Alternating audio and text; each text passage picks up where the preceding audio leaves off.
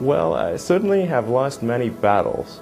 So far, I've not lost a war, but I've certainly lost many battles. Oh, yeah, more than I can count, probably. I don't really like risk for risk's sake or anything. And I do think that a lot of things are very risky with a low chance of success. But if you want to try to come up with an innovative breakthrough, that's going to be how it is.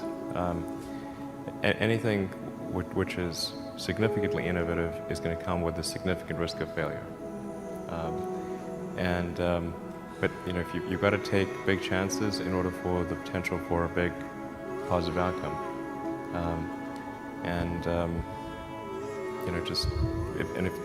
If the outcome is exciting enough, then taking a big risk is worthwhile. It's really how I approach it. But then once executing down a path, I actually do my absolute best to reduce risk. Because. Or to improve another way of saying it, to improve the probability of success, because when you try to do something that is very, very risky, that you have to spend a lot of effort trying to reduce that risk as you embark down that path. I mean, when I started SpaceX, I thought the odds of success were very low. I thought we'd most likely fail, but I thought, well, we should give it a try nonetheless. Certainly, there are times when things don't go well, and then that's quite dispiriting, for sure. And so then it's difficult to proceed with the same level of enthusiasm. But I do think the things that we're doing are pretty important to the future. And if we don't succeed, then it's not clear what other things would succeed, and if we don't succeed, then we'll be certainly pointed to as a reason why people shouldn't even try for these things. So I think it's important that we do whatever is necessary to keep going. I think successful entrepreneurs probably come in all sizes, shapes, and flavors. I'm not sure there's any one particular thing. For me, some of the things I've described already, I think, are very important. I think really an obsessive nature with respect to the quality of the product is very important. So, being obsessive compulsive is a good thing in this context. Really liking what you do, whatever area that you get into. Given that, even if you're the best, there's always a chance of failure. So I think it's important that you really like whatever you're doing. If you don't like it, life is too short. I'd say, and also if you like what you're doing, you think about it even when you're not working.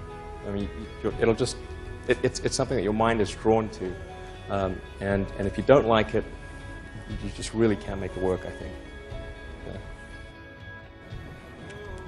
Well, I think it's important to have a very to apply critical thinking to. This may sound trite, but to apply critical thinking to what one is doing, and by that I mean just the fundamentals of logic. Do you have the right axioms? Are they relevant, and are you making the right conclusions based on those axioms? That's the essence of critical thinking, and yet it is amazing how often people fail to do that. I think wishful thinking is innate in the human brain. You want things to be the way you wish them to be, and so you tend to filter information that you shouldn't filter. That's the most common flaw that I see. If you want to do something really innovative, you have to apply a sort of first principles analysis. And don't reason by analogy. Analogies are referencing the past.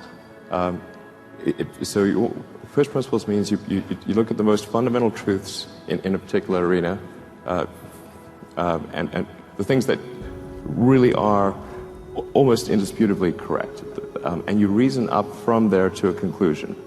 And if you see that conclusion is at odds with what people generally believe, then you have an opportunity. Now, you can't operate like that on all things because it takes too much mental horsepower. So most of your life you have to operate by reasoning by analogy. But if you really want to innovate, you must reason from first principles to identify the problem. The reason I came out to Stanford was actually to work on energy storage technologies for electric cars. That summer of '95, I was looking at the internet, and it seemed to me like the internet was going to have a big effect on humanity. So I thought, well, I can either work on electric vehicle technology and do my PhD at Stanford and watch the internet get built, or I could put my studies on hold and try to be part of the internet. And at first I tried to get a job at Netscape because that was the only internet company, and they didn't respond to me. So then I was like, okay, if I can't get a job at the only internet company, then I better try starting something. But I talked to my professor and I said, look, I'm going to try starting a company.